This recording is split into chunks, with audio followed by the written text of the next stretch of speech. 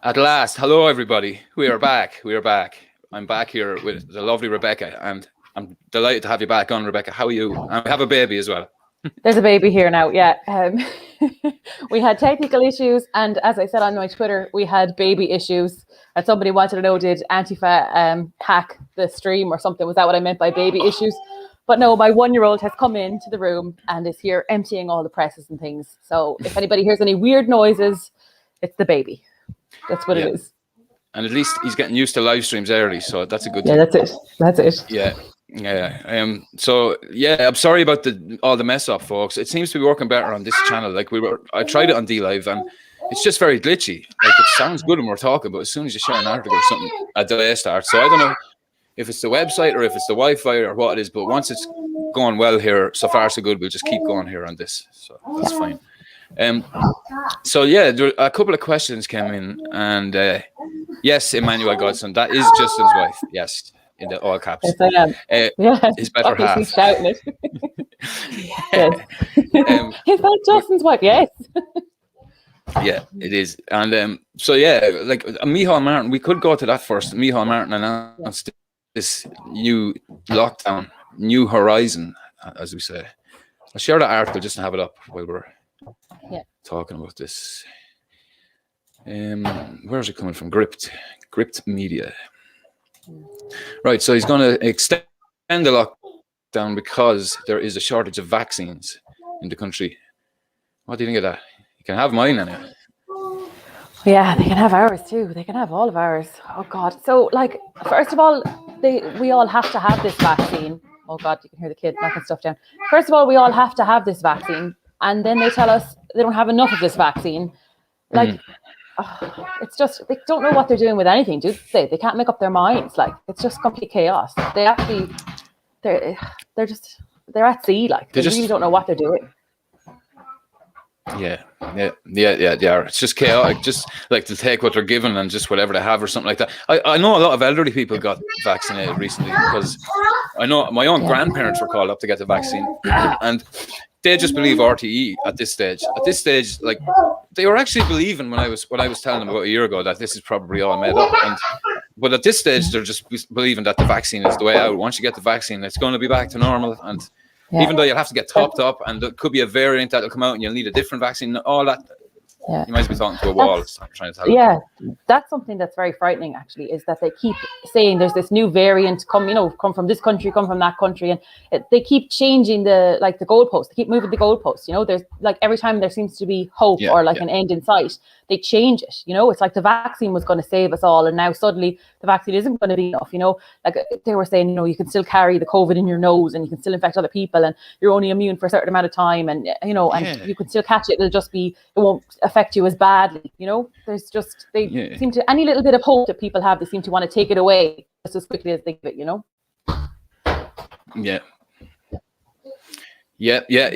think there's a bit of hope, and next thing it's just gone straight away. So I don't know, like what are they doing? They're working their way down through the population now, starting with the elderly, then working their way down to the 50-year-olds, 40-year-olds, 30-year-olds. And are they going to plan on giving everyone a vaccine, even young children, like the young lad there? Everybody? Is that what the plan is eventually? I think that is the plan. I mean, my children won't be getting this vaccine. I can absolutely say that. My children aren't getting it. Not in a million years would they get it. Like, no way. But they'll be they're expecting children to take it. Yeah, they are. And people who are taking it, they're being used as lab rats, because no matter what you think, no matter if you do buy into this whole COVID thing, and if you are pro-vaccination, and I'm not anti-vax, I wouldn't say I'm anti-vax. I would do my research before I would give my child a vaccine, before I would get a vaccine myself. And when I say I do my research, I wouldn't just look at the surface level. I'd actually find out about it as much as I could, But what was I saying? Oh yeah, they haven't done enough research. This hasn't been around for long enough. It's not safe. You are the lab rat. You are the test case. If you take this vaccine now, whatever happens to you, you're the test case. They want to find out what bad effects this has, what side effects. They're testing it out on you, and you're agreeing to that. And you're agreeing to that because it's this little bit of hope that you have. It's this little ray of hope that maybe you can get back to some sort of a normal life. Like they take your normal life from you, and then they offer you something horrific, and they go, this will give you back your normal life. And you run to this horrific thing and you go, yes, okay, I'll take it so I can have my normal life back. But the reality is you're not getting your normal life back from that vaccine. That's not what this is about. It's not going to give you back your normal life. It's Oh, it's just, Mm. I feel frightened. You know, a Well, lot of people are frightened and they're bullied into getting yeah, it. yeah, that's what it is. And they just think everybody out of the chat. Let me see. Sheepdog. I can't grab you. You keep going up the chat on me. Add moderator.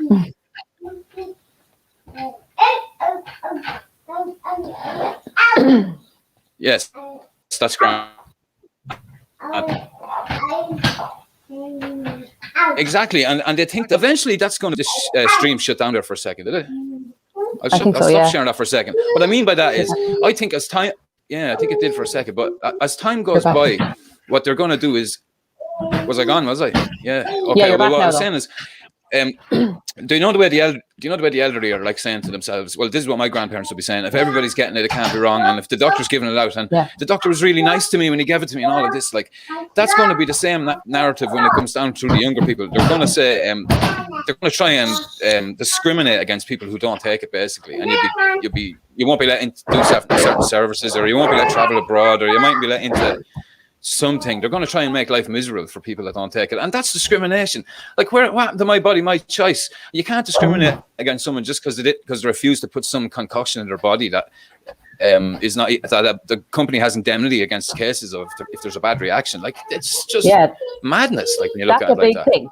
Like, that's a big thing. Look at, like, they're not liable if anything bad happens to you. Oh, here's the child. If anything bad happens to you, like, it's not their responsibility.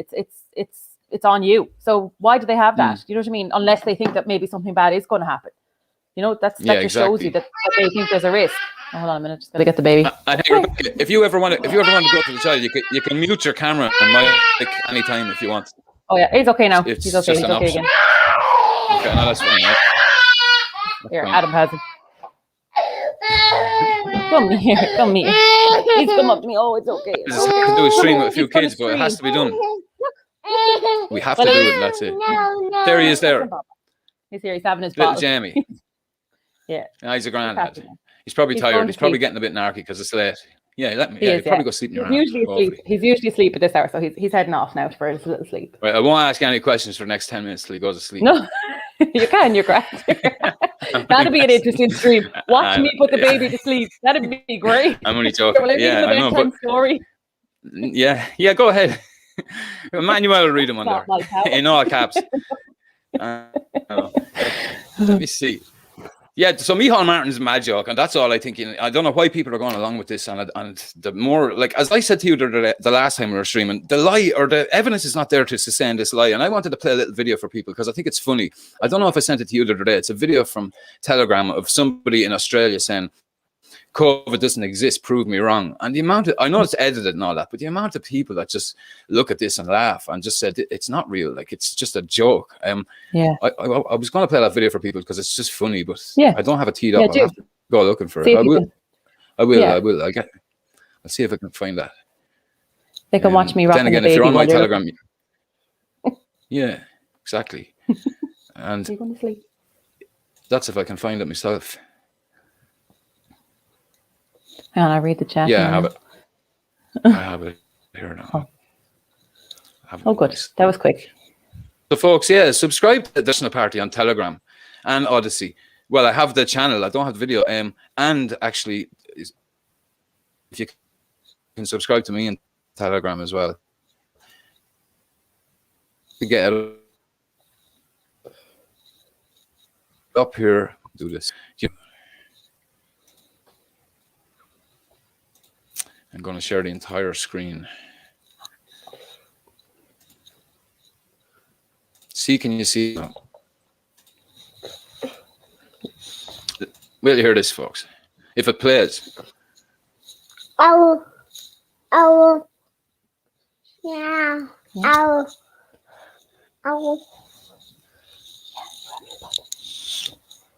It's loading up here.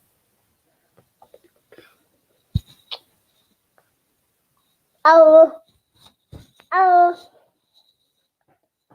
Emmanuel Godson is saying he painted Justin. I saw the painting. It's very good. It's lovely. I love you, Brad. I love you, Brad. What are you?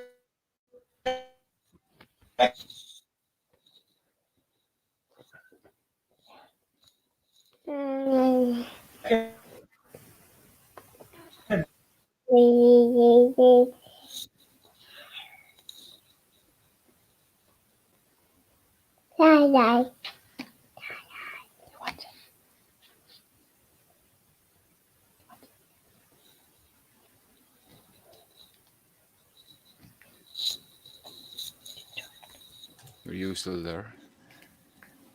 Was that on the screen? No. It was on the screen, but it was really hard to hear it. It was all like robotic. I couldn't hear it anyway. I don't know if other people could hear it, but yeah, it was all robotic. Yeah. Yeah. And was there was there actually any sound at all? Like or was it just robotic? Not really. Or did I forget to share the audio? That's what I'm wondering. No, there was audio, but it was just really robotic. Yeah. Maybe put the link or something, or I don't know. Yeah. Yeah, Gosh, I could do that. Yeah, I could do that. Have gone to you tonight in the description. Yeah, sure was. I thought the problem was that I didn't share the audio, but it was just playing, but you couldn't hear it. It was robotic. If it's robotic, it's no use. Let me just see.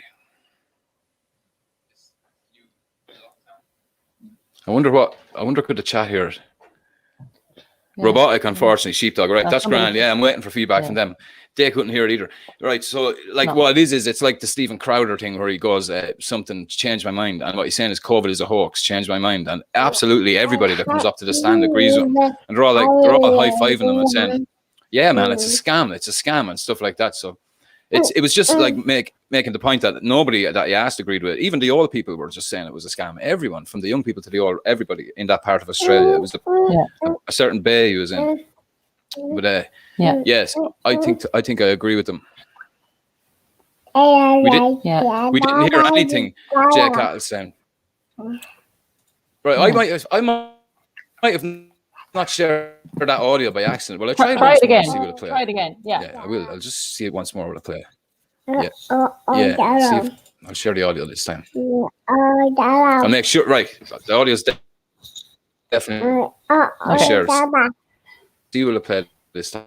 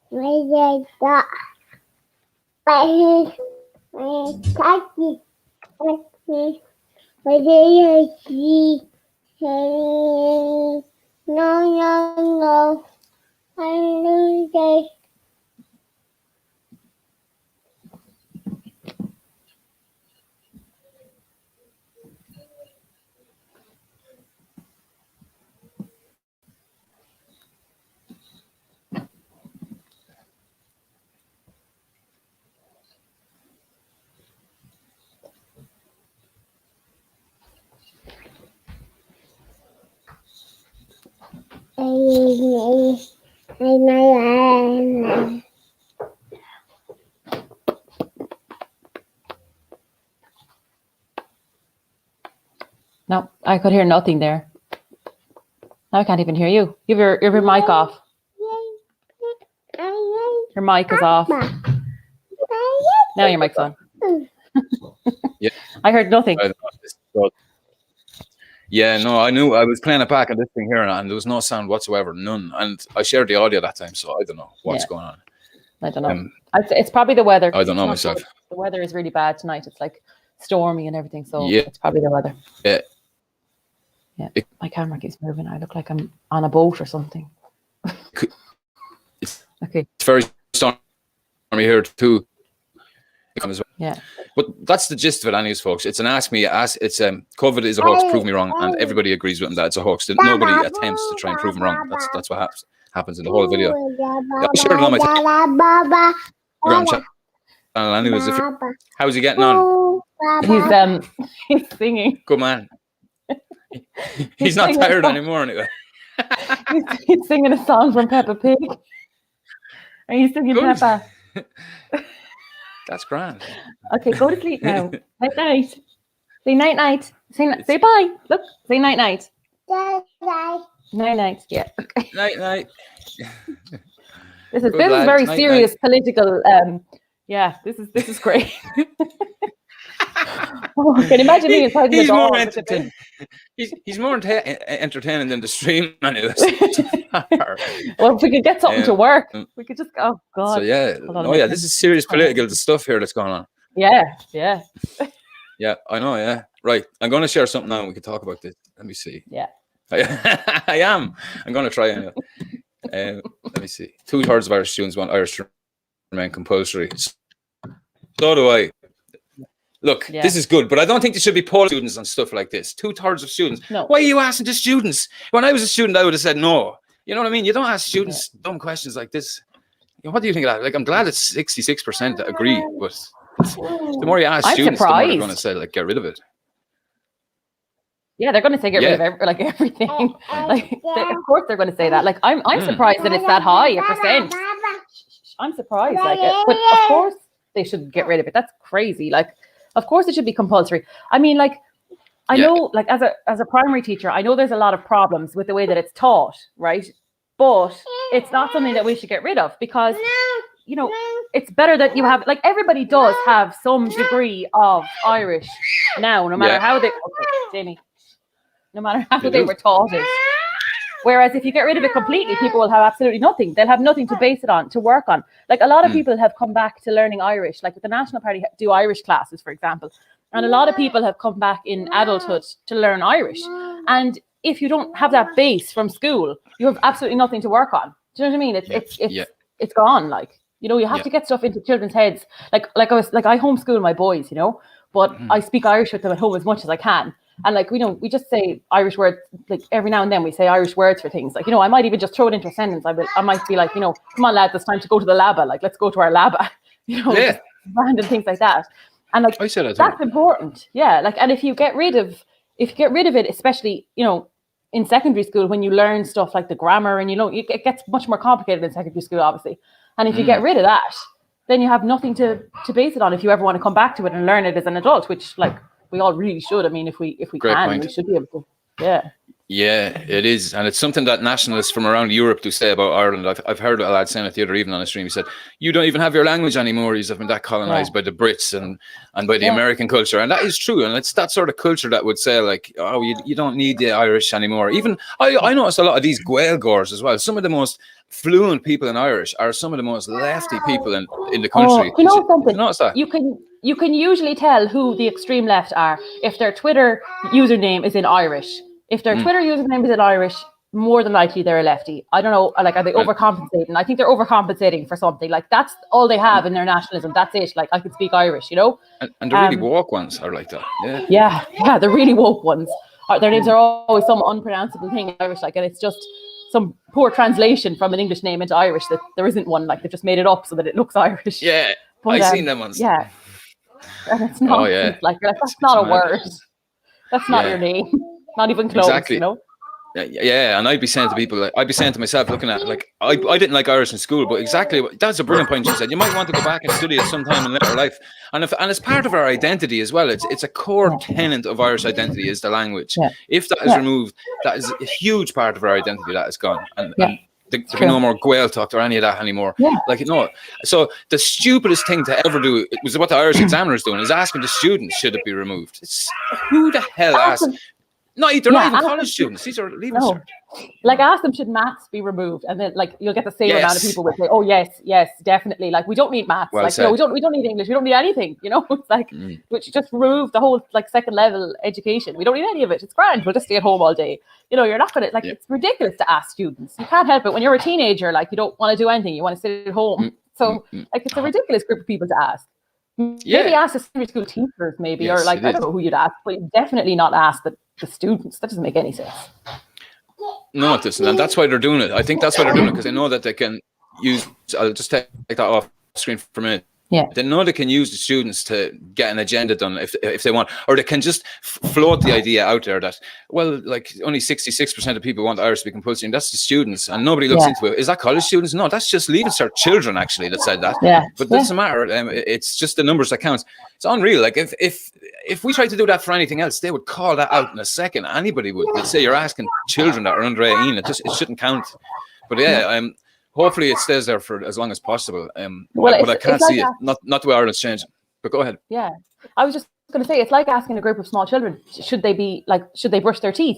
It's like if I polled my children, should we brush our teeth at nighttime? Like, you can't ask them that. Like, it's not up to them. It's a nonsense. Yeah, exactly. Like, they'd obviously say, well, They'd no, all like, say I'm no. not bothered.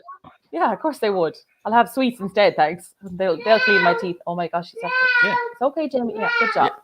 Good job. Yeah. He's playing the piano now. Okay. Yeah. Yeah. Oh, that's Go grand. on anyway. That's grand. He'll be okay. We'll move on to hold on, I just want to check one thing here. All right. I was just looking at the chat. Right. So let me see. Right. I'm going to put up another article here, and we'll talk about this one. While we are locked down and we can't even go more than 5 kilometers, I already shared the one where they're going to be where Micheál Martin's putting this. We're doing this till the end of May now, but while we're doing this, we have this lad. Can you see that? Simon Coveney holds intensive and productive talks with the President Hassan Rouhani of Iran. Well, this lad is going around the world thinking he's important, giving speeches for the UN Security Council. Simon Coveney in Iran. And this is why we're locked down. This is our overlords and what they're up to. Oh my God. So I just thought the hypocrisy is mental. Like, that's incredible. he's negotiating on the Iran nuclear deal, isn't it, though? Like, he's saying to Iran, come back to the table on the nuclear deal with America or whatever. What's it got to do with you, Simon? Just stay at home. You have homeless people to look after here. Yeah, telling all of us to stay home. Well, just stay home and mind your own business. Like, oh my God, that's incredible. It's so hypocritical. But they're completely hypocritical, and they don't care. But that's the shocking thing. They don't care how obvious it is that they're hypocritical. They're laughing at us about it. They're just shoving it in our faces, and they don't care that we see it. Like, everybody sees that. There's nobody who looks at that. Like, normies, as you say, look at that, and they see how ridiculous it is, and they see how hypocritical it is, but there's nothing we can do about it. They know that, like, we're not going to do anything, so they just keep shoving it in our faces, and they're laughing. They're seeing how far they can push it. I think you're right. Yeah, they have this little smirk anytime they say that. That's tyrannical. Like, oh, it's just another month. I seen Thomas Sheridan saying it the other day. He's real funny. It's just another month. And this little smirk. But come here. Yeah. He's saying here, he's over there to discuss in advance the reopening of Irish diplomatic presence in Tehran. Like, why would you do that during COVID, during a pandemic? Discuss the reopening of an Irish embassy in Tehran. Such a time to pick to do it. Like, it's just an excuse for him to go on holidays and lie out in the sun. That's what I think. And it's because we're in the UN as well that he has to go and do this on the behalf of the UN. Because they wanted the security seat so bad. And now this is what it is. It's just going around the world negotiating, thinking you're something important. When you're not. Your man in Tehran will probably forget this meeting ever took place, and he'll never think of it again, let's say. It's no big deal to him, like. Yeah. No, it's not. Oh, he's leaving. He's gone out. I'll read. Yeah. Go on. I'll read a bit of it. Right. It says Ireland is a member of the UN Security Council, has a particular role as facilitator for what's called the Iranian nuclear deal. These are significant international efforts now to try to protect this deal to ensure that Iran comes back to full compliance with it. So Ireland has this role according to the UN. Well, why don't we just say we don't want anything to do with the UN? But anyways, he says that opportunity is, of course, enhanced with the new US administration who are looking to re-engage with the Iranian nuclear deal again. That's because Donald Trump said he wasn't dealing with them after that. So let me see. Our visit here is very much focused on encouraging all of the relevant parties back around the table, and I think we made very good progress. The minister said he is pleased to confirm the decision of the Irish government to designate charged affairs to Iran in the coming weeks, who will re-establish an Irish embassy in Tehran by 2023. So that's some French affairs. It's putting an Irish embassy back there. Anyways. This will allow bilateral relations between Iran and Ireland during a pandemic. I do not know. That is the question. Why we don't have to be doing like we've enough people. Like that's nonsense. God. he loves going around thinking he's one of the elites. This is a protege of Peter Sutherland, this Simon Coveney lad, and he thinks he's trying to globalize the world. This is all part of the globalization process. Like, he should not be there in Iran looking down on that fella. Like, it's nothing to do with us. Not a thing. We're getting dragged into this. Next thing, Iran, when there's a war, they'll be looking at Ireland as well. They will. But anyway, go on. Yeah. I was just going to say, the job of the Irish government is to take care of the Irish people. Like, if you're telling us all to stay home, then you stay home and take care of us. Like, I know I compare everything to my children, right? But like, a mother is the thing I am first and foremost. So I always relate everything back to this. But it would be like as if my house is on fire and I just said to the kids, you're grand there. I'm heading off to the neighbours.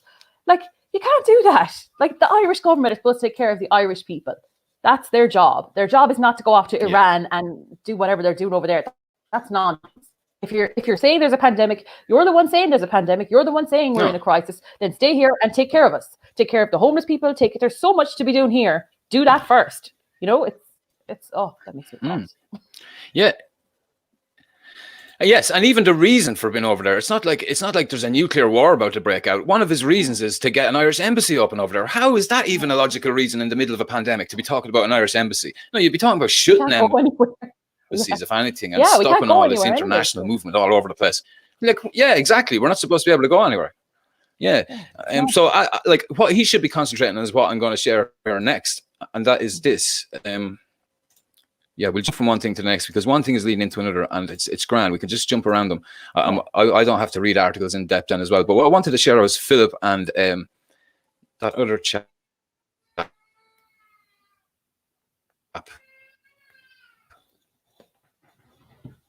What's that? And if Simon Coveney cared about the Irish people, he'd be out helping the people that Philip and Cody are out helping. And to say in this actual video that's sharing there now that there's thousands of people on the streets or hundreds, and they're all Irish. These are people. Take the video, but I'm just saying to people, Simon Coveney should be concentrating on not dogging it up to the Shah or whatever he is. Yeah. I don't even call him anymore. I don't even Canadian culture. Come here. Did he hurt himself? No, he just ran off. He wanted to go to the other room, and now he wants to come back. Hold on, I got him. You want your baba? I know. Hang on, come here. I have you. He wanted to go up to the kitchen, and now he wants to come back. So he's all right now. He's fine. He's grand again. He's having his baba. Now, go to sleep this time. Yeah. Sheepdog, if there's anyone in that chat acting that messing, right, block them. It doesn't matter who they are. Anyone that's making idle threats or anything like that, throw them straight out. Block them. Don't even time them out. Just block them. Threats? Sorry, I got that one anyway. Yeah, someone says you're banned on YouTube. I'm going to report you straight away. Go ahead, report. I don't give a damn. I'm not banned. I'm not banned off. So yeah, let's talk about more racist stuff. I'm only joking. That's what they think. What? So saying Simon Coveney shouldn't be traipsing around the world during the lockdown, is that some sort of discrimination, is it? Oh, I don't know. Everything is now. Yeah, everything is now. Well, it can be because he shouldn't be over there. That's imagine having nothing better to do than to come on and watch a stream you don't want to watch just to complain. Cahill is his name. He's after offering his student. Yeah, he's offering his student flat to asylum seekers if the lefties in Trinity College will give their flats over if they win. They're having this. He's running for something to do with the Students' Union or something like that. Director of the Trinity College, Director of Students' Union. That's what he's running for. And if he gets it, he's gonna give his accommodation to asylum seekers. His name's Peter Cahill, and he works for the Burkeen. So I just want to give him a shout out. Fair play to you, Peter, for doing that. And let's see, will they actually put their money where their mouth is and actually give their digs to asylum seekers? See, will they take him up on the offer? We know they're not going to. They're not going to. No, something tells me they won't. Yeah. No, they won't. I think we can be sure they won't. No, they won't. It's like Pat Kenny during the week there. Pat Kenny just tell people, oh, Balbriggan's the same way as it was like 30 years ago or something like this. But they were trying to open up an old folks home in where Pat Kenny lives in Dalkey. And he's after putting in all these rejections against it recently in the past week. And now he's after getting it cancelled because he said it would be looking in over his property. So like he's like one of these lefties in Trinity College. They would not put their money where their mouth is. It's the same thing. It's like not in my backyard. Once it's anywhere else, it's fine. You know what I mean? Yeah. And them lefties are like that. They won't put their own student flat up. No. I'm just saying he's a good example of the same sort of virtue signaling nonsense. Oh, did you? He's in what? I think it was.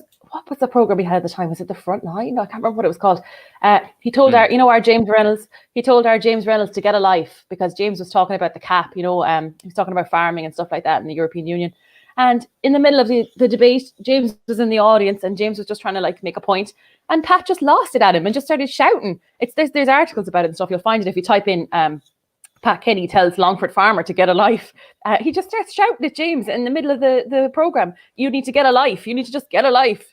It was insane. Is it on video? Yeah, you can see. I'm sure it's somewhere. Like it was.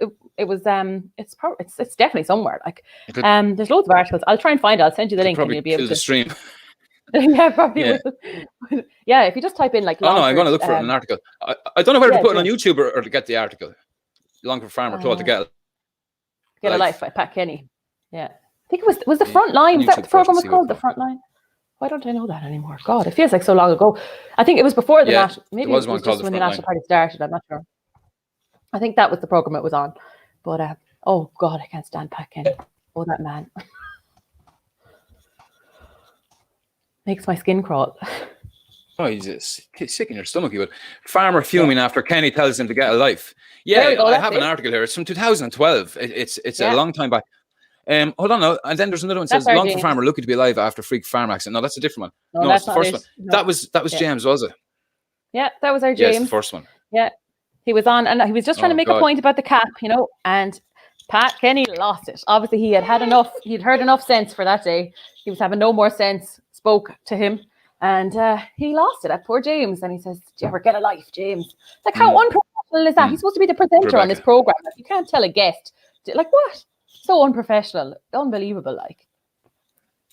Oh, no, he's not. He's just a scanger. Look, do you see what? Yeah.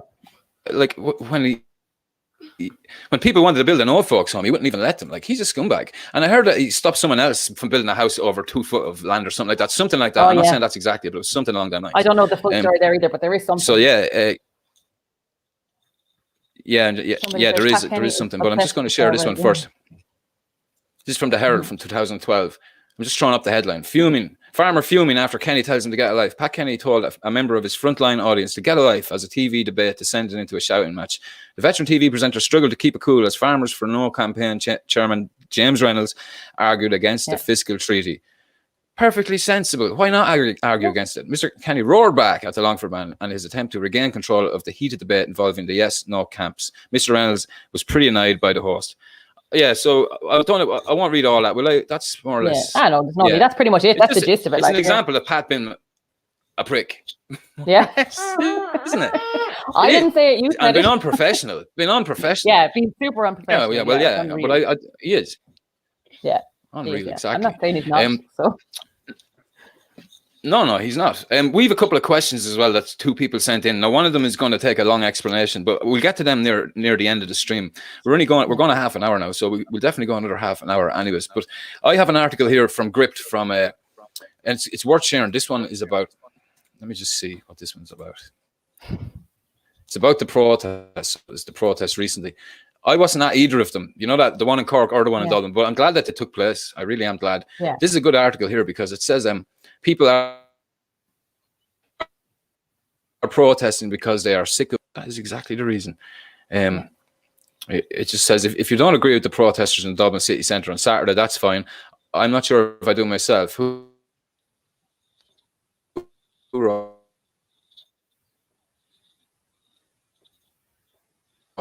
this?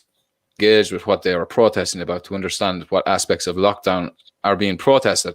However, I understand that many felt the need to protest, and the right to peacefully assembly is an enshrined human right in the Universal Declaration of Human Rights. And for 98% of those protesting, this is what they were doing.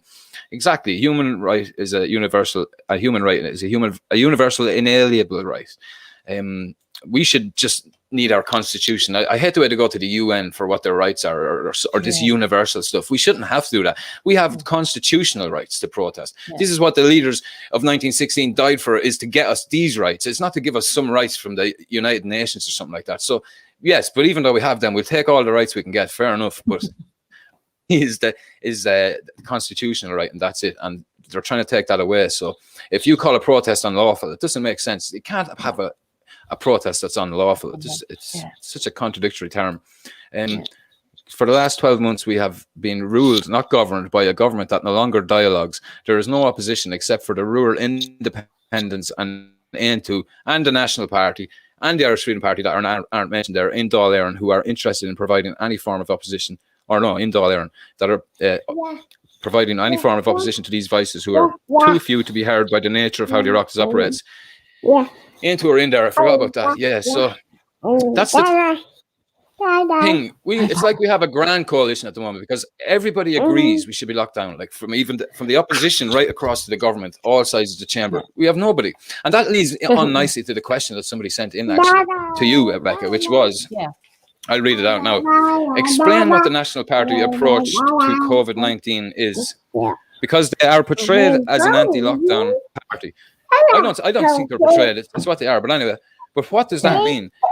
Is the view that the lockdowns have gone on too long, or is some of the terms of the lockdown in contention? Is there some of the terms that you don't agree with, or is that's gone on too long? Somebody asked me to ask you that. What do you think? Well, when you say that, like, we're portrayed as an anti-lockdown party, I mean, I would say we are an anti-lockdown party. We just are. We're against the lockdown. Like, there isn't a pandemic. I mean, there's like our population is like 6.5 million, and there have been like nearly just over 4,000 deaths now. Like, so it's not a pandemic. It doesn't justify it. You know, it's not justified. This lockdown is it's insane. It's ridiculous. It's doing so much damage to our economy. It's doing so much damage to people's mental health. It's not justified. It's not helping the Irish people. It's damaging the Irish people. Yeah. So we are. Outright. Not just like you're outwardly anti-lockdown. It's not just an insinuation. You're absolutely anti-lockdown in its current form. But I think what he's wondering as well is, do you even think there is a virus, or would you have a different type of lockdown where maybe the airports would have been closed from the start, or a more reasonable lockdown instead of bringing Brazilians in while we can't move 5 kilometers? Or do you think we should be locked down in any sense? Well, absolutely. Like we did say from the beginning, if, like, you see, this is the problem. I don't know. Is there a virus? I don't know how bad the virus is. I don't have that information. We don't have that because we're not in government. We haven't been given that. We don't know that. But if there is, right, then the very first thing you should do is close the airports, stop people coming in, stop that. Like, what are all these planes coming in the middle of the night? What are all, like, how is there this new Brazilian strain? How is that? Like, stop bringing people in from different countries with their different strains. You know, that's what we would, if you want to lock down something, lock down the airports, stop bringing in people. But like I said, we don't have the information. We don't know. We're not given it. You know, the people in government, I would question how much they know and how much they're just told, you know, what to say, and, you know, how much it's a globalist agenda rather than, like, you know, they're actually told the actual facts of the thing. But we don't have the facts. We just don't have them. And I just don't believe what we're being told on RTE. I mean, they contradict themselves like night after night. They contradict themselves in the same sentence. So how can you believe what they're saying when like they can't even, you know, stick to a point in the one sentence? So, no, I suppose, like, yeah, we are anti-lockdown, but you're anti the current lockdown, the way it is. Like, we would do whatever it would take to protect the Irish people. We would protect the Irish people. That's what we would want to do. We wouldn't be concerned with this, like, I think a big part of why they didn't want to shut down the airports and they didn't want to shut down, you know, people coming in, is because they thought that would be offensive. They thought that would be against the globalist agenda. That would be, you know, I'm not even going to say racist. That would just be against this globalist thing of we're all the one world, we're all the one people, let everybody come in. You know, like, sometimes they couldn't even put it aside for the health of their own people, is what I'm saying. They couldn't even put aside this, like, the importance of this one worldism. They couldn't even put that aside to save us against this thing that they are saying that there is, which is the virus. Now, I still, like I say, I don't know, right? I don't know how bad the virus is. I don't know if there is one.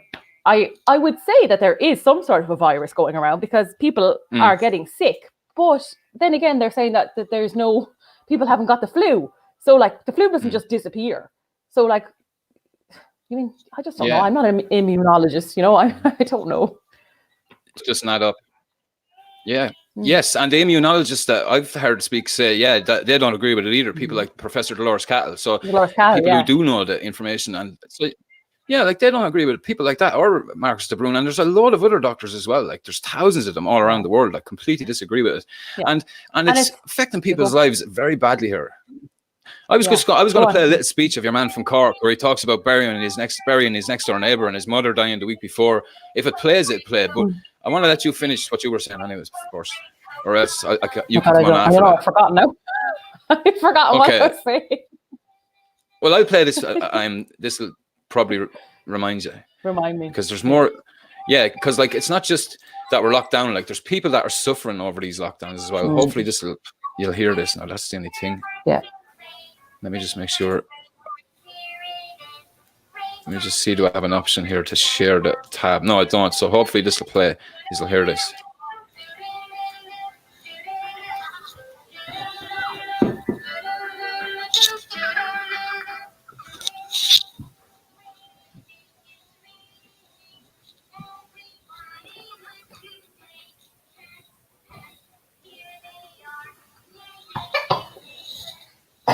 Nothing.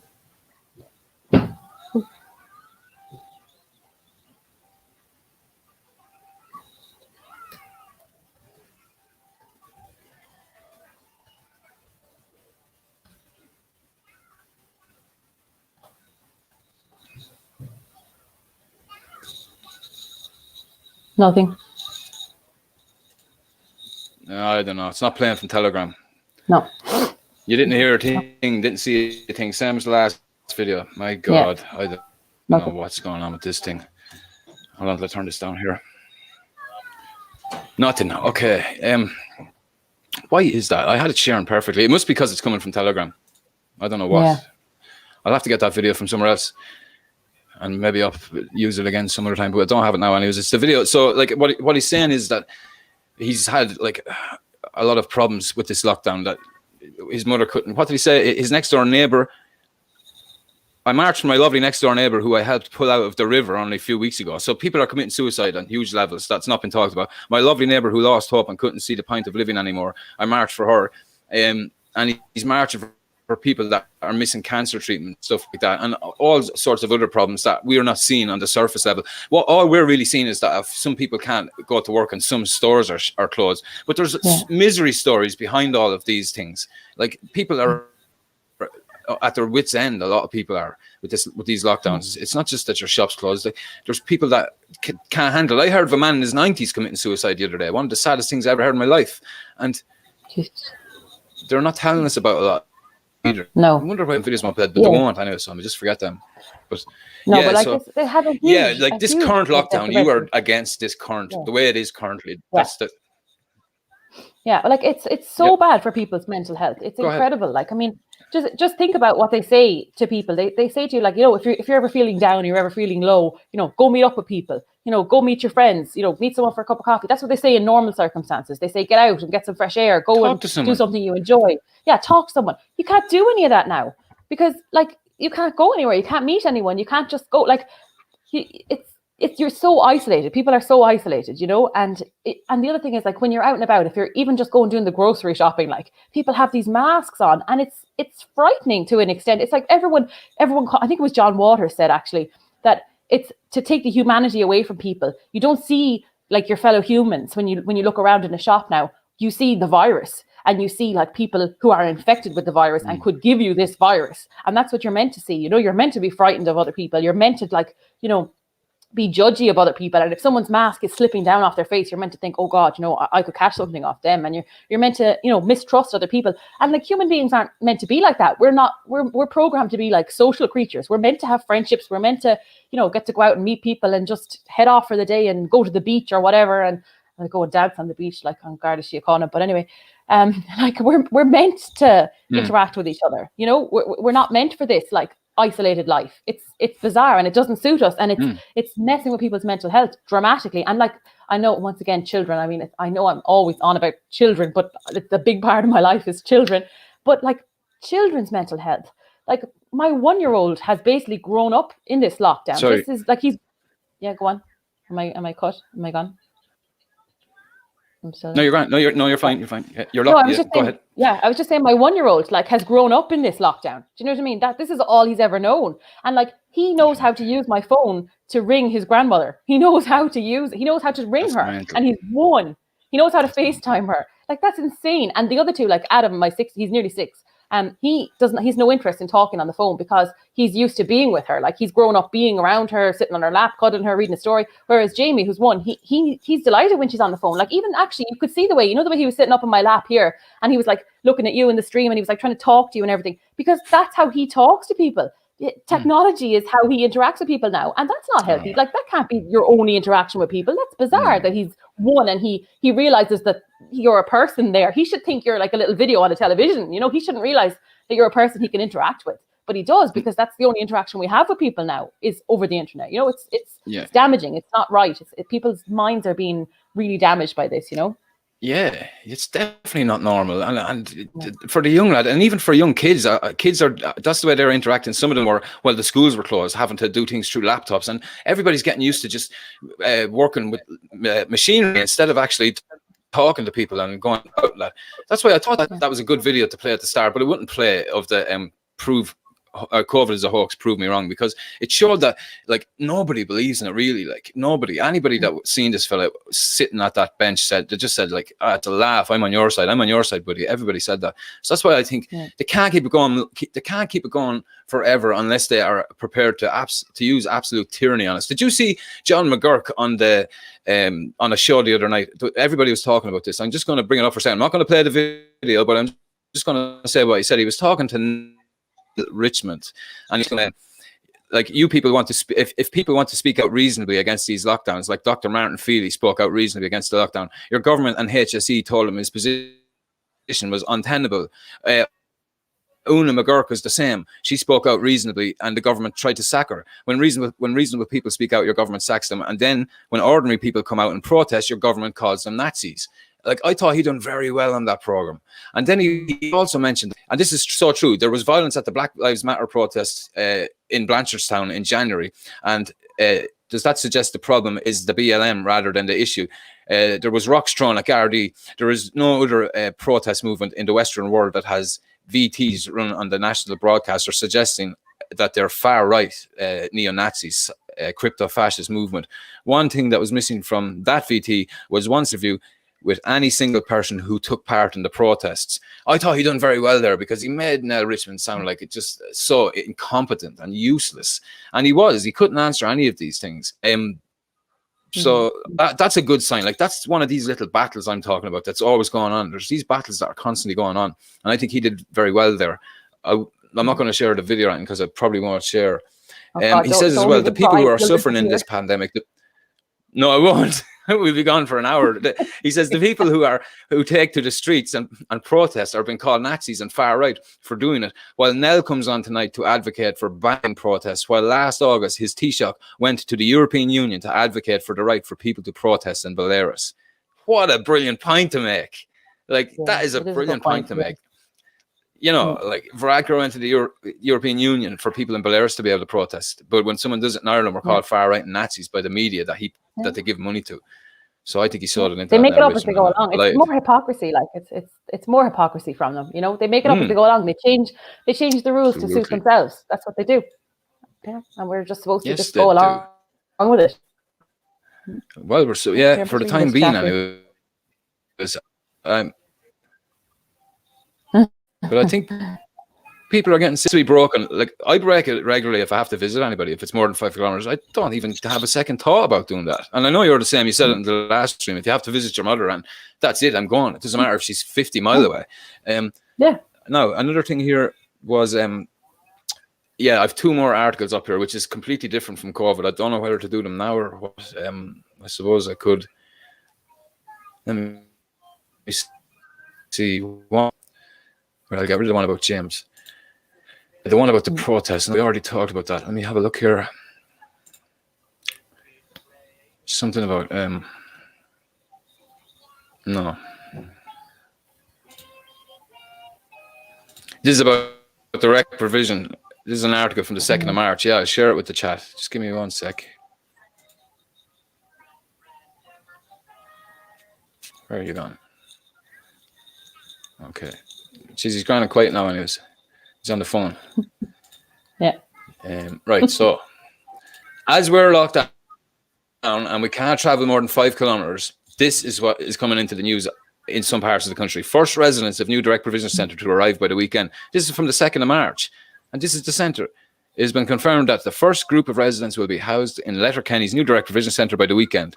A group of asylum seekers who are currently residing in emergency accommodation in Port Salon since 2019 will be among the first residents to arrive in the coming days. The centre, located in the former student accommodation on the Port Road area of the town, will be able to cater for up to 60 families. So, as I just said there a couple of minutes ago, I showed Philip Dwyer Dwyer and Cody out helping the homeless Irish. They'd love a place like this. And as well as that, all these variants that you're talking about of the virus that could be brought in. Look, on the very same screen, even, they have a big coronavirus. It's over there. Yeah, I could see it in the corner. 600, yeah. Oh, for God's sake. For you 60 families that are coming in. You know what I mean? Like, it's like we're bringing in 60 families, and then there's a lot of COVID cases. Is that not 1 and 1 is 2? It should. I know. Should be if it's real, like. Yeah. But and another. they're not. Remember the protest there in Dublin? There was huge amounts of people out at St. Stephen's Green. Why is there no? Yeah. Oh, why is there no what? I'm delaying over you. Sorry. Go ahead. No, I was saying. What were you saying? Why you said? Why is there no? Why?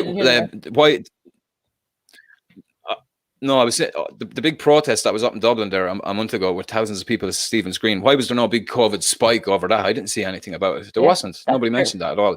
But if you look at that article there, but if you look at that article there, it says like 600 new cases in Donegal, and then they're bringing in 60 families. So like, I don't know. It's all this different thing. Do I believe in it or do I not? If I go by their narrative, it would mean that those cases came into Donegal from those families. Like, it would be a super spreading event in their talk. Yeah. So it's more hypocrisy, really. Yeah, it is. It's absolutely. It's more hypocrisy. Like they just. And that's another thing. Actually, I've noticed on RTE News, they'll say things like numbers are increasing dramatically, and then they'll give you a really low number, and you're like, wait, that's lower than yesterday. What? Why? How? Like, what? They just talk rubbish at this point. I mean, it's just nonsense. You just can't listen to what. It's just nonsense. I mean, they just make up the narrative as they go along. They can't even get it straight from day to day. I'm just getting distracted here reading what's going on over here on the chat. You're grand. Oh, I see. Somebody's had to be removed. Let me see what's going on. Yeah. See, you get these trolls in sometimes. They think. Let me see what they're saying. Ministers, we need more. Oh, Jamie. Oh yeah, I see what he's saying. Yeah, that's grand. Yeah, you're dead right. You can't be doing that. So yeah, anybody that's coming in saying that stuff, Sheepdog knows what to do. Let me see. Is J Cahill there anywhere? I see him. Yeah, there's no harm having two hammer lads in there. Yeah. Now we've two mods. Yes, sometimes people just get a bit revved up. You could have a few cans in them, like it's late on a Friday night, so we'll just forgive them for that. But they're finished watching the Late Show now, and they've come over to watch us instead. Yeah, well, you can go back to the Late Show. They can go back or watch it on the +1. Exactly, watch the replay. They definitely are here because they're putting down votes on it, but I don't mind that because it's all interaction with the stream.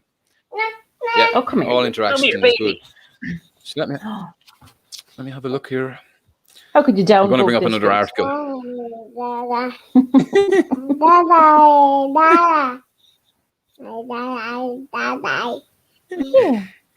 Because these people, a lot, you know what they're like. These are lefties. They probably never seen a child apart from their, so apart from their cat. But anyway, exactly. They're kittens. No. With the poor cats, it's not fair on the cats. That's the only reason. No, it's not fair on the cats. Let me see. So yeah, we have what's his name? Roderick O'Gorman. The housing bonanza. See, can people see this stuff? This is from the Burkeen Irish government public housing bonanza for asylum seekers. So Roderick O'Gorman is this new white paper has come out, which is recommendations for how direct provision should be gotten rid of, and what they're going to do is give them their own door accommodation. That's basically the gist of this. And like, how is that not discrimination against Irish people? Blatant. It is. Where's our human rights in this? Like, only recently I was reading an article about how Irish people aren't legally allowed to have tents on the street. Like, we're not entitled to have a tent on the street. Like, the tents are being removed because we're not legally entitled to place them there. And yet, people from other countries can come in and they'll get a house. They'll just get given their own house. Like, what? You have to take care of your own people first. I'm not saying don't help other people. I'm not saying that. I'm saying you have to help your own people first. And like I said this during the election, it's like the analogy of like my kids were hungry and I went and gave the neighbors their dinner. Like, you can't go and do that. You have to take care of your own people first. And like, once we have nobody living on the street, once we have zero homelessness, like, then maybe we can help people. You know, yeah, exactly. Like, look at the amount of people who have nowhere to go, nowhere to sleep. Like, we were talking about how bad the weather is. Like, on a night like tonight, look at how many people around Dublin, around Limerick, around everywhere have nowhere to sleep. And like, the council are coming along, scooping up their tents. They're moving their tents. They're going, you can't have that there. That's not allowed. But like, come and seek asylum I don't know how genuine these asylum cases are, but come and seek asylum and you can just have a house. Here's your house. And actually, I was listening on the radio. I don't know who it was. I don't know what program it was, but I think it was about a week ago. And there was a single man on, and he said that this new system is going to be very discriminatory towards single men who are seeking asylum, because it will prioritize women and children who need asylum. And it's not fair on the single men who have come for asylum. And I'm going, like, unreal. I'm like, what? What about single Irishmen? Yeah, I was going to go, like, if you're going to go with your own narrative, like, maybe you should be prioritizing the women and children. Like, what? How is that an okay thing to say, that you shouldn't prioritize women and children? Like, no, it's not. It's a mad I always word. said that from the start. Yeah, I said that from the start. If there's women and children that definitely are in need of help, we should take them. But as you said there, how genuine are they? And that's exactly what they get to in this article next. And that's what I'm going to just talk about here. I have it up on the screen there. These are the applications that were granted of protection in the first instance in 2018. And you can see the top countries there. Albania is the very top country. Now, they did have a rejection rate, total of 99%. But those people are asked to self-deport. So we know that the NGOs, they try and sneak them in anyway at all. They still get them to stay here, and they still stay here. So Albania was the top country. Georgia was the second country with the most amount of people. Syria was the third. This is in 2018. So Syria was only the third, and that was the only country that was genuinely at war out of any of those three in any aspect, in any way. Like, then Zimbabwe, which is actually not at war at all. Zimbabwe, isn't that where that Denise Chalala, or she's from there, I think, Zimbabwe. Yeah, and she came here when she was 3. She has this song. Yeah, but she has this song about how to pronounce her name, right? And nobody now knows her name, because everybody can just remember the wrong versions of her name that she says, no, it's not whatever, it's not whatever. And everybody, that's all I can think of is the wrong version. I can't say her name because she wrote this song about all these wrong pronunciations of her name. I have no idea what her actual name is. She shot herself in the foot with that one now, in honesty. It was not a good idea, that song. But yeah, I think that is where she's from. I think anyway, I'm not certain. I think so. Yeah, I'm almost sure it is. And so like, but they got 82% rejected. But let's just see, what is it? Applications in 2018, 282 pending at the end of 2018, 540, and then refugee status 23, solidarity protection 7. See, there's all these different categories that they can go into. Subsidiary protection and all this. I mean, not solidarity, subsidiary protection. Rejection 131. That's just 131 out of 282. And that country is not at war. And then we have Nigeria is the 5th country on the list. Another country that's massive, that has a huge parts of it that aren't at war. So you're dead right, what you said. They're not even genuine asylum seekers, and they're still going to be put in front of Irish people and given on-door accommodation just because the NGO said. Like, the word asylum is gone out of the equation now. It's just that they're migrants. Once they're human beings on the way towards Ireland, they have to be given a house, according to Roger O'Gorman. And also, right, by European law, they're supposed to seek asylum in the first place that they land, right? Yeah. In Europe, the first place in Europe. How come they all keep landing here? Why is it here? Why isn't that any other country in Europe? Because we have the best system for them. That's why. We have the thing that they can play the most. You know, it's got the most benefits for them. That's why they keep landing here. Like, and we're the softest touch. Yeah. Yeah, that's it. Exactly. Yeah, it's just nonsense. Now, let's see, applications for international protection in 2020. So they're saying that this is 2020. The top countries are, it's after changing a bit. Well, 2020, it says Nigeria is number 1, Somalia is number 2, Pakistan is number 3, South Africa is number 4, Zimbabwe again is number 5. That's in 2020. Like, 2020, we were all going through a lockdown. It's like, why was there any of this going on in 2020? You're better off staying where you are when there's a pandemic going on all around the world, and the world is, there's such a high risk of this being spread. But anyways, that's what came in 2020. And then let's look at 2019. It was the same as 2018, more or less. Albania, Georgia, Zimbabwe, Nigeria, and South Africa. Now, the South African white farmers, in my opinion, from what I've seen, documentaries and reading up about it, they are under threat down there. So, like, whatever, I think, they are. They do need help, and some of them do need help. And it's not a colour thing. It's seeing that there is actually people that have been killed, and seeing the horrific ways they've been killed down there is the reason I'm saying that. It's nothing to do with the colour. But, like, none of these other countries are at war in any way. What proportion? What was the percentage of them? All right, South Africa. No, it was only in 2019. There were 1, 2, 3. There were 5th on the list, 322 applicants, 6.7% of the total amount of applicants. Very low. And in 2020 it was only 5%. Very low, 84 people. And that's the only country that has a genuine case, in my opinion, out of all those. Definitely Albania and Georgia. They should not be on the top of that list. No. Like, when they have to self-deport, nobody's going to march them to the airport. It's madness. Like, but anyway, what's this here? I'll read this. He says, while there have been some half-hearted attempts to clean up the process by preventing the submittance of Albanians and Georgian applicants, 2020 was still dominated by what are clearly safe nations in the form of Nigerians and South Africans. Hosted in a variety of retrofitted hotels and holiday camps, direct provision is frankly a cut above what is to be expected from average student accommodation at the present time. Mental, isn't it? And by any measure, perfectly acceptable for a nation experiencing a housing catastrophe, yet still willing to fulfill its humanitarian commitment to asylum seekers. So like the article saying direct provision is perfect for people if they're genuinely fleeing conflict, if they're not coming for a higher standard of living just from Ireland, which is what they are doing. Like, we know, even from the food article we did the last day, we can see that these people are promised the sun, moon and stars. They literally expect that to be handed to them when they get here. Like, if you have come from somewhere where your life is in danger, you've come from somewhere where you're being chased, you don't know where your next meal is coming from, you fear for your life, you fear for your children's lives, are you going to complain that you're getting your dinner in these metal trays? Like, really, that's going to be your biggest worry? You're going to be so delighted that you're taken care of. You're going to be so, like, even the phrase direct provision, you're being directly provided for, even just that phrase, you would be over the moon. You'd be like, thank God, that I'm being taken care of, I'm being directly provided for. But they're not happy because they're being promised more than that. They think that they're going to have, like, something's popping up down here. Yeah, they think, it's accent. Yeah, it's okay. I'm just looking, going, oops, did I do that? Yeah. I wasn't sure if it was me.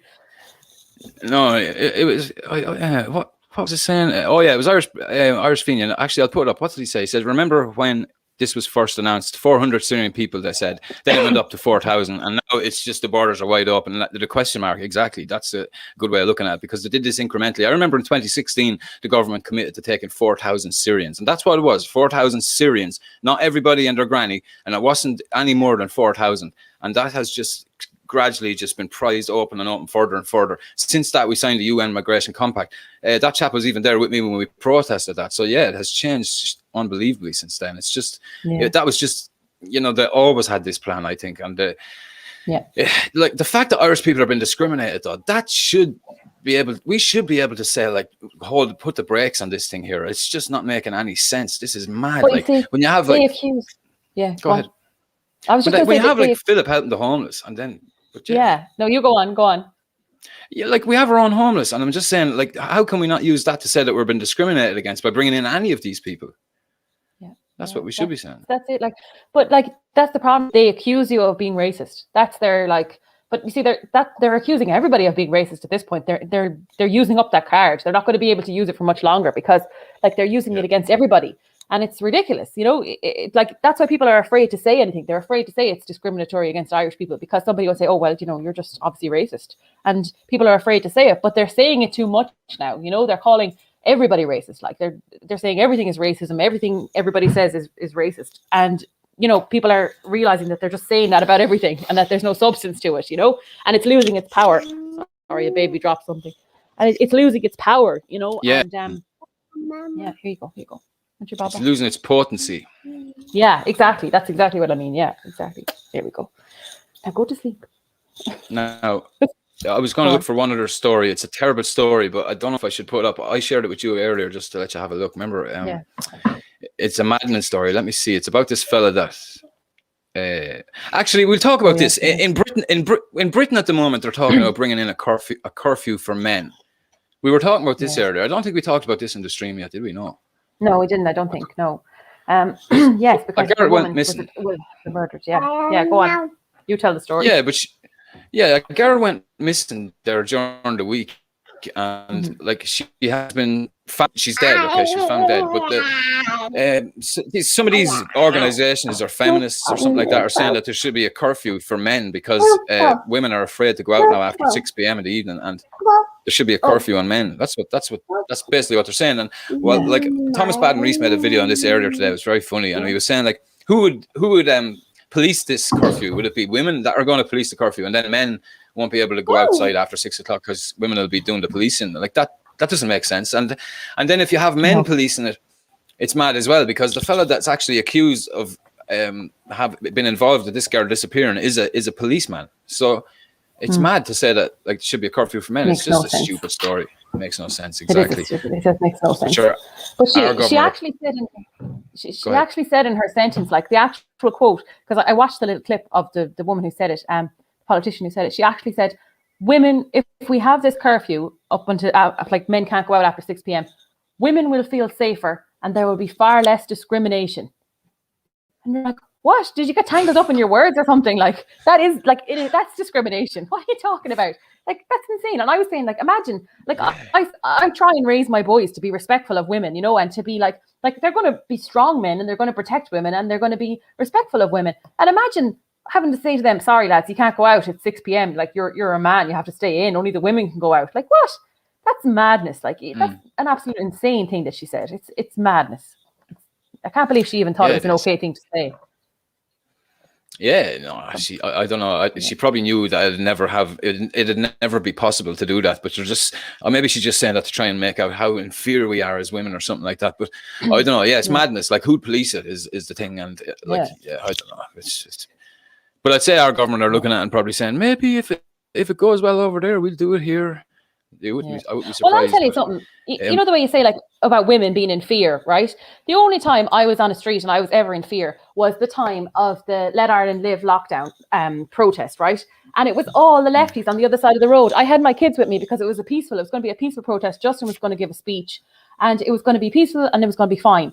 Then the Reds showed up on the other side of the road and they had, they had all sorts of, like, I don't know, fireworky things and all sorts of stuff and tear gas and stuff. And they were like, bottles. They threw cans and bottles and stuff, and they like charged. You were there actually. Yeah, they charged at the fence, like, and it was horrific, right? That's the only time I've ever been afraid. And do you know what?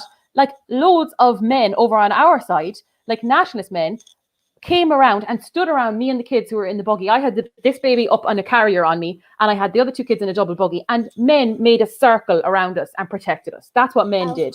So when I think of men, that's what I think of: strong, brave men. And I like to say, you know, all men can't be let out because, you know, they're dangerous. That's nonsense, because that's a group of men who did that. They protected us from those people across the road. They made a big circle and they kept me and my kids safe. And they actually even like made it in such a way, they turned us kind of sideways so my kids couldn't even see what was going on the other side of the road. And they were like, people were looking in and talking to the kids in the buggy, and, you know, they protected us. That's what I think of. You know, that's, so you can't just tar everybody with the same brush. It's ridiculous.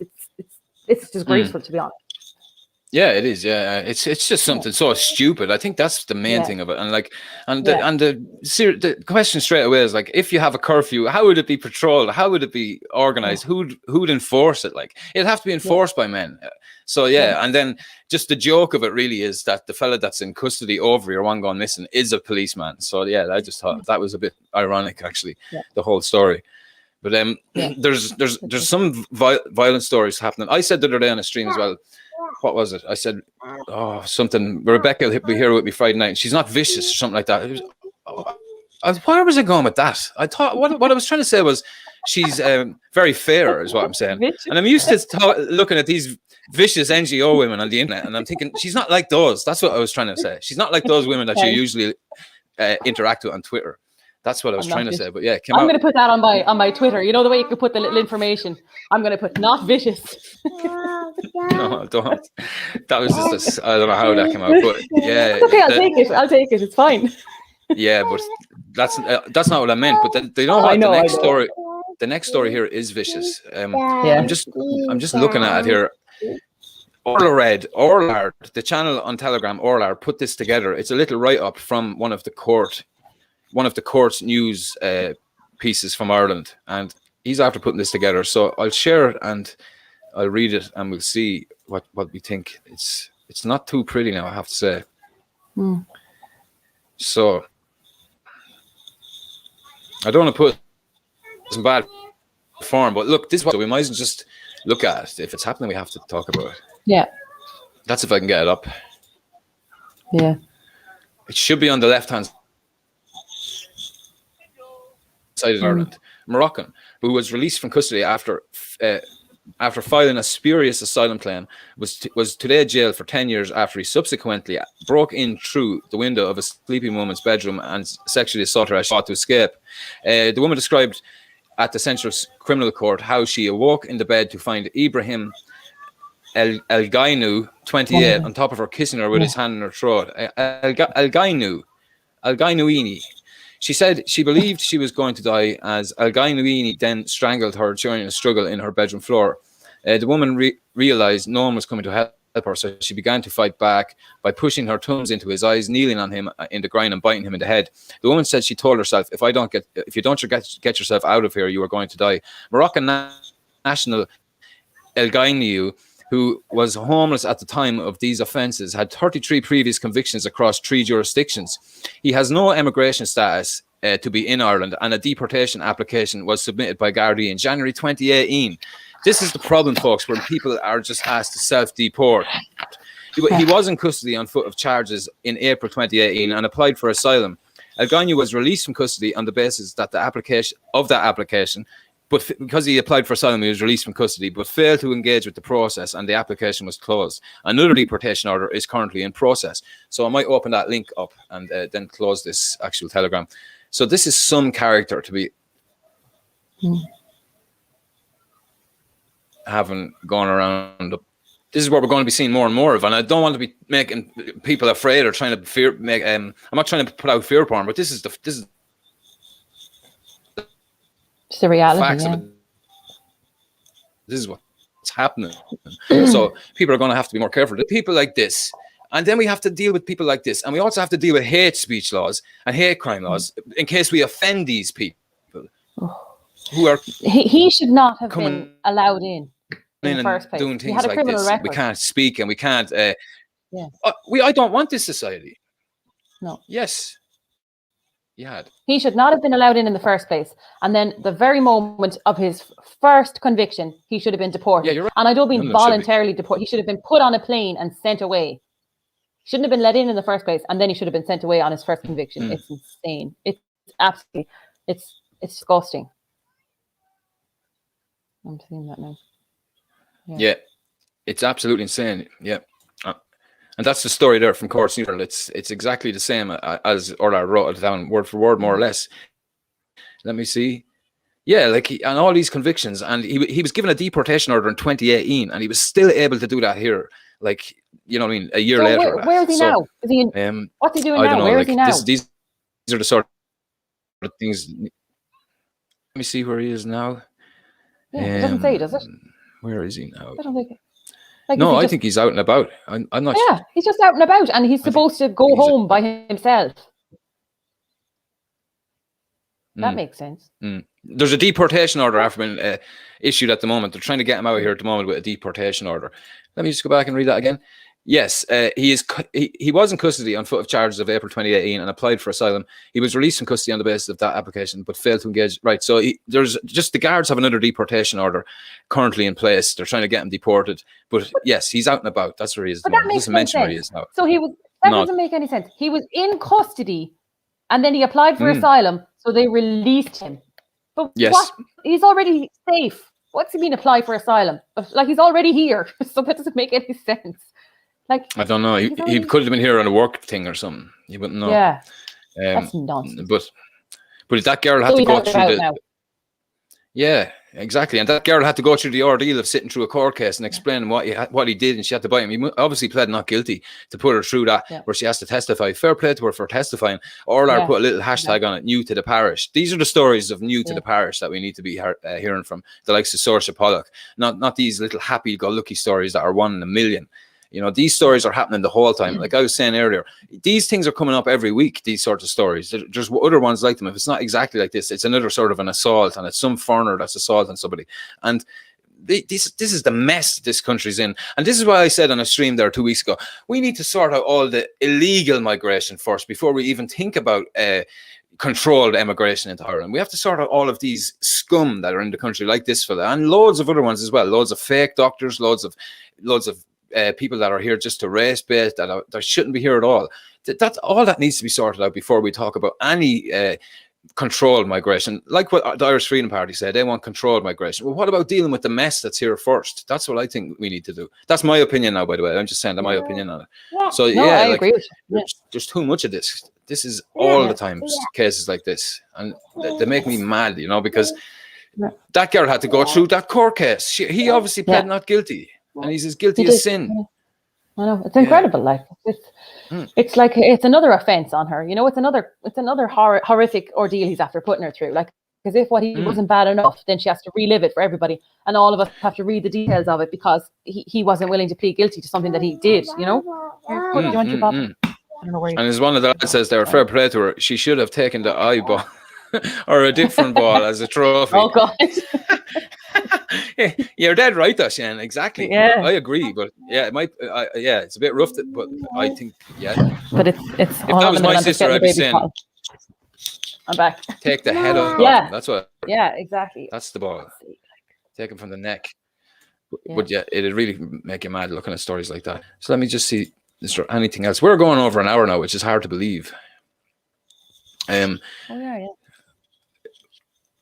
Man on bail after. Yeah, I'm on all our chat. Yeah, he's some man to stay awake. Fair play. Yeah. He's well able to stay awake. What was it, 5 to 12? He'd probably sleep soon. Oh, he had a nap earlier in the car. That's the problem. Yeah. If he had no nap, he'd sleep. But go on anyway. Yeah. He's full of life. Yeah. Oh yeah. Did you see that she was singing at you know what? Actually, it's the International Women's Day. You know what, Rebecca? I'm not even going to play the clip because it's too gross. She's singing one of the lyrics. I'm every trans. I'm everything. She goes through the whole victim groups, every one of them, and she says she's one of every one of them, and that's the way the song went. God, no, I didn't see it. I'm not going to put it's that disastrous. So it's just unreal. She's the one that came out with that line where you can't be Irish and racist. You remember that? It was a poem, a line of a poem that she made. Yeah. Oh, I missed who you said it was. Imelda May. Oh, yes. And this. Yes. Oh, God. And she, lovely. May, yeah. Imelda May. She's every refugee, you see. She's a tool of RTE now, and she's just been used to bring in this agenda of multicultural this, multicultural that. Everything's multicultural now and diverse. Diversity is our strength. Yeah, so I'm not going to put her up because she's too sickening. What's PM saying? Self-deportation for asylum seekers is akin to self-imprisonment for convicts. What's the chances they'll take their ass to the ports? Perfect. Exactly. It's exactly like that. Crazy. Well, I go to this other big question that somebody sent. You can. See, can we answer it? We might be able to briefly. Someone says, can Rebecca explain what happened to Sinn Féin after 1998 and how they turned from nationalists to a global homo party? And what's the rest of it? Oh yeah, and how did they end up agreeing with replacing the Irish people? And how did they end up so woke? There's one. I mean, my quick answer would be money is the answer to all of that. But how did it happen? It happened incrementally. Yeah, it happened incrementally. I think, it's funny because I said this to Justin. Like I was talking to him about this, and the big thing he was saying to me is to remember that the Sinn Féin of the past is not the Sinn Féin that we have now. It's not the same at all. It's not, the hunger strikers, all that. It's not the same. It's not the same people. It's not. They don't have the same ideology. These people are not about nationalism. They're not nationalists. They're leftists. They're about wokeism. That's what they're about. Globalists, Mary. Globalists. And I would agree with you when you say the short answer is money. And where's the money coming from? That's the short answer to that. Globalist. That's pretty much it. Yeah. I mean, it's a fairly simple answer. I know it's a complicated question, but it's a fairly simple answer. Yeah. I heard they got 300 million in 1998, something like that, to go along with the open border things. Now, I don't know. I don't have a reference to that around, but I did hear that around the place. So if they got that sort of money, that would change people's opinions, I'd say, wouldn't it? Especially if they're career politicians. Here in the chat, they're saying money. Yeah. Sinn Féin today has no connection. No connection. Yeah. Go on. Like Mary Lou MacDonald. Like 300 million, if it's been offered to the party, you would change your ideology fairly quick, I'd say. Not that you would, but she would, because they are just all about politics and all about making money. And it's all about make the most money you can out of this thing before the game's up and then we get out of here. But they have become popular since that with this woke thing as well, because they always talk about equality, and that message sells to young people that everyone should be equal, and everything's about equality. But like when you bring equality in its really rawest form, it's actually communism. You can't have true equality. That's the difference with the left and the right. The left believe in looking for equality all the time and everything, and the right understand that there is hierarchy in nature, and there's hierarchy in the world, and it should be hierarchy with men as well in the way that we live. And the left are trying to destroy that at all times. Everything has to be a level playing field. Everyone has to get the equal, not just equal opportunity, but equal results. If they don't get that, exactly, there's a problem. They don't like, and that's it sells. We believe in equality of opportunity. We want equality of opportunity for everybody, whereas they want equality of outcome. They want everybody to end up with the exact same thing, and not everybody. That's not fair. You know, it doesn't work like that. Like you said, that's communism. You know. Like one person spends all day like working hard, you know, to earn whatever, to do whatever, and then another fella just sits on his backside and does nothing. You can't just take it off him and give it to the other fella and say, like, you know, now you have a little bit and you have a little bit. It doesn't work like that. That's not how it works. Like, they both have a chance. You make sure they both have an equal chance to get the same thing, and that's fair. But you can't just take it off one fella, take a bit of one fella's hard earned whatever and give it to the other guy. It doesn't work like that. That's not fair. Equality isn't fair. Like, that's, you know, it doesn't work like that at all. And anywhere that this has been tried, this mass equality, it has led to people dying of starvation, has led to famines, it has led to tyranny, has led to the most deaths in the history of the world. Justin went into this very good in a video just 2 weeks ago, or not the last video on economics, the one before that. He talked about the way any of these Marxists, which Sinn Féin are, they're Marxists, and they're sort of socialist, that's what they call themselves, socialist Republicans. Any of these... Yeah, they are. And any of these countries that turned into that sort of system really quickly, they ended up slaughtering loads of people. Anybody that would go against it, that had a mind of their own, like the intellectuals of those societies, were killed straight away because they weren't dumb enough to go along with it. They questioned anything, like Stalin and people like that. And even, like Justin mentioned as well, Pol Pot's, and there's other examples as well, like down in South America, it has been tried down there as well, all the socialism and stuff, and it never works. So, but it does sell to the young people. The message of equality is appealing because they think, oh, that's grand, everyone's equal. That's just like a little fairy tale. But that's not the way it is. What it does is it kills innovation. Why would anybody want to create anything if you're just going to get the same money as a lad down the road that's doing nothing all day every day? You're not going to want to. Or if you're working in a factory for the same money as somebody else, why would you bother creating? We wouldn't have laptops, we wouldn't have iPads, we'd have nothing that is innovative if everybody was living under communist rules, because nobody would have any incentive to do it. You're going to get nothing extra for it. The state will just take it, and that's it. That's what Sinn Féin are. They're selling you a lie. That's what I would say to the people, the young people that think equality is the be and end all. No, and it shows as well, though, that there is a nationalist vote out there, because a lot of people I found, because I went to the count for my vote, and a lot of people I found had put me as number 2, Sinn Féin as number 1, and me as number 2. So like the number 2 votes actually were useless. I appreciate them, but they turned out to be useless because I never got that far that they could use them. But it was interesting to see how many people had given me number 2 after Sinn Féin, and like, you know, we're a right-wing party and they're a left-wing party. So it's an interesting thing. But the communism there is people perceive them to be a nationalist party, whereas we're a true nationalist party. And if we could get people to see that and get people to understand that, I think there's a big vote there that will come away from Sinn Féin and will come to us. And I often do get people on like my Instagram or on my Twitter messaging me saying like, I'm only kind of seeing the state that Sinn Féin are in now, and I'm only kind of realizing they don't care about Irish people, they don't care about Ireland. That's not what they're about. They're not the Sinn Féin that I thought they were. They're not. It's not what I thought. And they turn to the National Party and they say, "This is a party I want to be a part of. This is what I want to get involved in." You know, a true nationalist party. Yeah, exactly. A party that actually recognises the Irish people, which is just a normal thing. That was always the way up until about 10 years ago. Like a traditional party, exactly. And as well as that, people that put down the vote for Sinn Féin number 1 and you number 2, they really haven't a clue, because they don't understand that these are completely different parties. Like, and it's not you think, like, when you see that, this person must think these are 2 nationalist parties, and both of them will want to probably end all this mass immigration, all this madness. So Sinn Féin number 1 and National Party number 2, but these are completely different. Like, you don't want to replace any Irish people. They don't care about doing that for money. Like, there's no comparison, folks. You may tell people that, anyone that thinks that Sinn Féin are the same as the National Party. They're not nationalists. They're not even Catholic nationalists anymore. They're nothing like that. they want to see, they see the small man now. If you want to look at, I don't even think they're a left-wing party that would, like a traditional left-wing party would be trying to protect Irish workers' rights and stuff like that. They don't see that at all now. They don't even see Irish people. They just see people coming in from other countries have to be protected. And that's the protection. That's the small man now. It's not Irish workers anymore. It's all the foreign people coming in.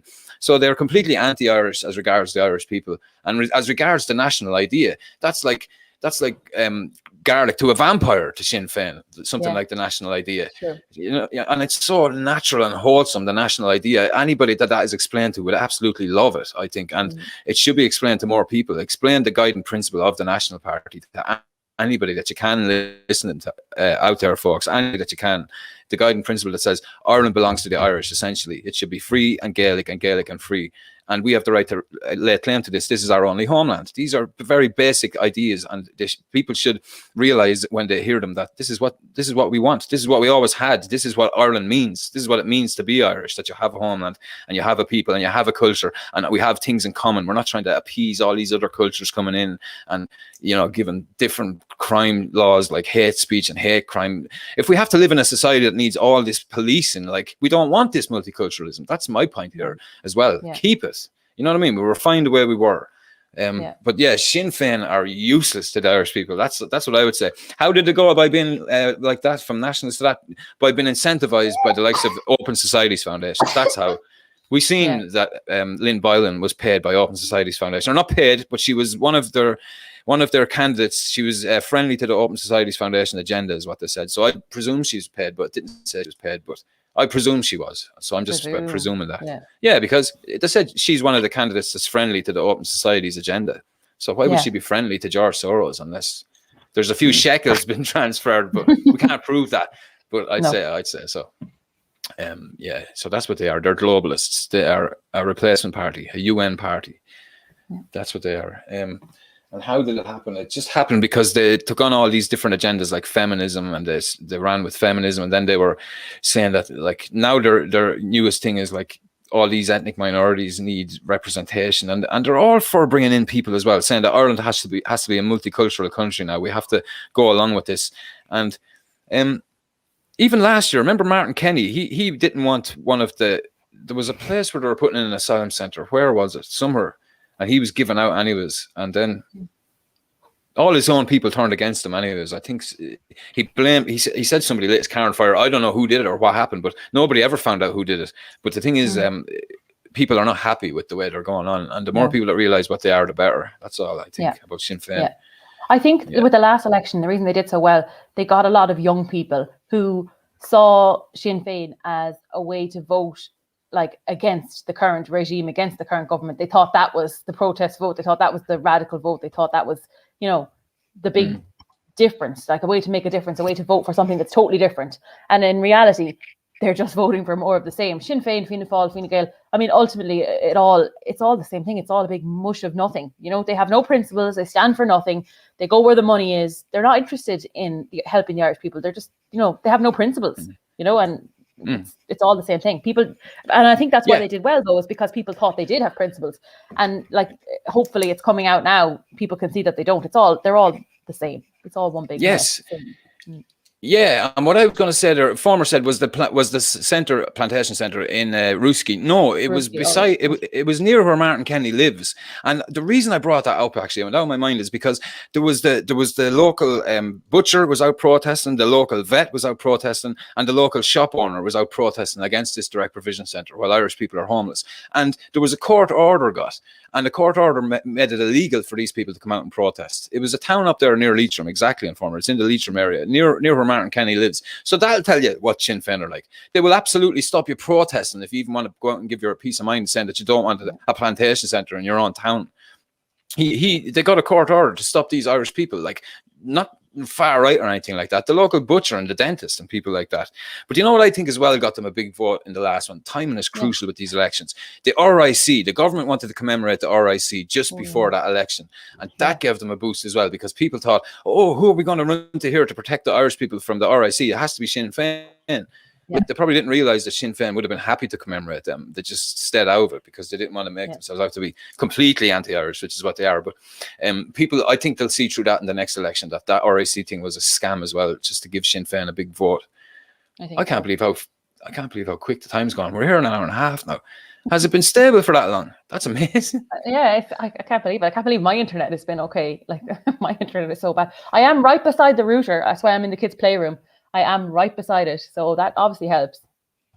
Yeah, that is after improving a lot. And since we moved over here, it's definitely more stable as well. But Yeah. folks, my solo streams will be on D Live. I won't be staying on YouTube for those. But yeah, that's exactly where it was. On Formers After saying Ballinamore. That's the place. I couldn't think of the name, but it was Ballinamore, and had all these. They were getting their own houses again. More of this, giving them their own houses while Irish people were on the streets. And the normal people got out and protested, and they got a court order saying they couldn't. Exactly, armchair Limerick nationalist. Lock her up. Lock her up. Yeah, so I think, yeah, is there anything else that we should say before we go, or are you happy enough with that? I think we've said. Is there anything else? I think we've said everything I had on my list here. I'm looking at my list. I think we covered everything. But yeah. Yeah. No, I think I did too. I think we covered pretty much everything. Unless anybody has anything. I've seen Thomas. I know we weren't going to mention her, but I have to mention just this one thing. Thomas Sheridan was streaming the other day, and I heard him saying that he was talking about Hazel Chew, and I know we weren't going to mention her, but I'm just going to say what he said. He said she sounds like a chocolate bar. He said, "Are they going to bring out a new Hazel bar with extra chew?" I have no comment. I am not allowed to comment. I know. No, don't. I'm just saying that. I have nothing to say to that. It sounds like a bar of chocolate. Yeah, exactly. I know, but I thought it was hilarious when he said it. I nearly fell off I was sitting on the bed laughing. I got a sore side, and I was just thinking. I'd say you'd laugh if you heard that. But anyway, it was funny. Yeah, imagine they bring out a Hazel bar with extra chew. So we're going to leave it there, folks. Thanks a million for coming on, Rebecca. No, it's just the time flies. We could have done it a bit longer, but and the baby and everything. But it's great. It's great. Yeah. We said someone was saying in the chat venues. Someone is saying make it a weekly thing, and yeah, that was our intention. But time kind of gets away from me here. It's chaos, like in this house, to find time to stream. But I love doing it, like, so we should definitely keep it a regular thing. I mean, it's as often as we can. Like, it's great. I love coming on, having a chat. It's brilliant. It's great. Yeah. Yeah, it is, and people love to hear from you, and we could do it even maybe every 2 or 3 weeks, whenever we get a chance when we do it, folks. We're not going to commit to anything. We didn't really talk about the protests really much in this one, but is there much to add? All I would say is the people that protested in Cork. We did talk about the last protest on the last stream, the one in Dublin, but the one in Cork, up the lads, keep doing it. That's what I would say. Fair play to you. Get out and about. Don't be stuck in on the hot summer's day. If you want to get out and do something, go on. If there's a protest taking place, you should go and join it. It is your constitutional right. That's why we have these rights, and no protest is unlawful. So yeah, exactly. Yeah, I'll leave it there. So thanks a million, Rebecca, and we'll see them again sometime soon. Anyway, all right. See you again, folks. Good night. Bye.